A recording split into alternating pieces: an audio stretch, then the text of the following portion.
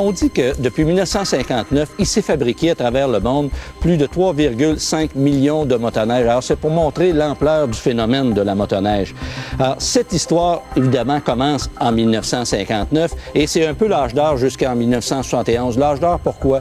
Parce que, premièrement, c'est le développement de la pratique de la motoneige, mais aussi parce que c'est une pratique qui se fait pratiquement en toute liberté. C'est-à-dire, il y a à peu près pas de règlement. On fait de la motoneige sans casque. On n'est pas obligé d'adhérer à un club, on n'est pas obligé d'avoir une vignette.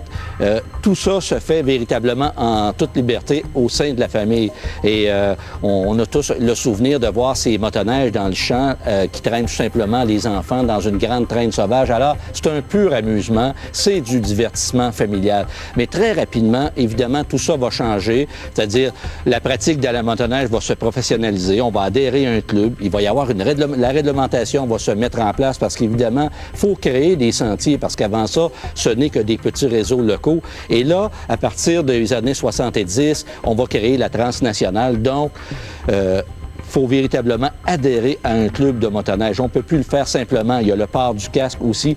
Tout se transforme. On est passé d'un divertissement familial à une pratique sportive et le contexte va changer littéralement. C'est tellement vrai qu'en 84, on va retrouver plus de 273 clubs de motoneige pour 53 000 adeptes. Et ça va continuer de façon telle qu'aujourd'hui, on dit qu'en termes de retombées économiques pour toutes les régions du Québec, parce qu'évidemment, c'est une grande industrie touristique aussi, c'est plus de 1,3 milliard de dollars en retombées et plus de 90 000 membres qui y sont associés. Alors, c'est véritablement une pratique sportive bien implantée et importante sur le plan économique.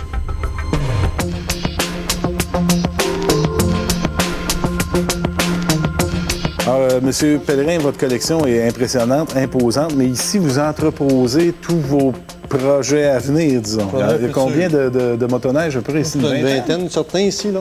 Et vous en restaurez combien par année? Normalement, j'en fais 2. Cette année, j'en ai fait 5, mais je vais revenir à 2 parce que... C'est trop, ça? C'est trop, 5. C'est plus trop de mon temps pour l'hiver. Avant de commencer la restauration, vous attendez d'avoir toutes les pièces? J'attends...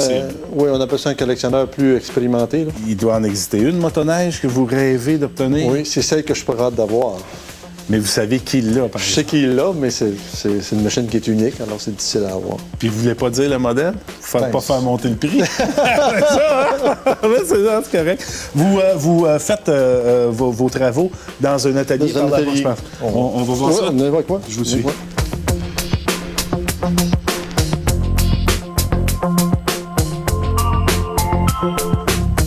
Ah, nous voici dans l'atelier du bonheur. Et voilà. C'est ici que ça se passe. Oui. Bon, vous les remettez à neuf, puis en général, depuis quelque temps, en tout cas, vous fonctionnez par 2 machines.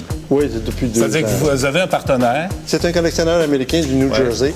Alors, l'entente que j'ai avec, c'est que ces machines là qui sont dispendieuses, lui, il va en acheter 2. Je les reconstruis et je lui en retourne une.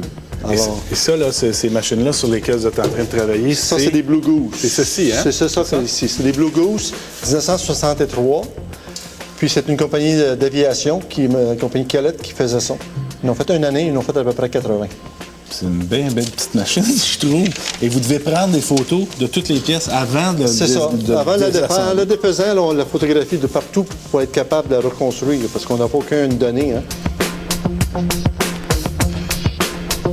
Là, on a un ski ici en mauvais état. C'est ça. Si mal, qui est percé, on voit qu'il est percé. Et celui-là, il est en plein d'être remis à neuf. On l'a rebâti, on l'a soudé des vis pour le reconstruire. Fait qu'on va tout le ressembler, puis on est très beau. Évidemment, les pièces métalliques, vous êtes capable d'en trouver, mais parfois, vous êtes obligé de les faire. Des fois, on est obligé de les faire, autant comme le bois aussi, comme un peu comme ce ski-là. Ça, c'est un traque-neige, un ski de traque-neige qui était fait à Nicolette. OK. Puis, c'est tout ce qui nous reste de l'histoire. Alors, il faut que je refasse ces ferrures-là. Il faut que je refasse les skis avec les travers de bois. Vous, M. Pellerin, vous connaissez ça comme personne, les motoneiges, techniquement, comment c'était fait, mécaniquement. Ça vous a jamais tenté d'en inventer une, motoneige, d'en dessiner une, vraiment le modèle, la Snow Pellerin, ou je sais pas. Non, mais j'ai pas le temps, je suis occupé à rebâtir ceux-là. Bien, écoutez, ça a été une visite fascinante, très enrichissante, bien éducative. Vous mis des perspectives historiques à la bonne place. Je vous remercie infiniment. Puis j'espère qu'on se croisera sur une piste à un moment donné. Probablement. Si je peux juste trouver un casque qui me fait.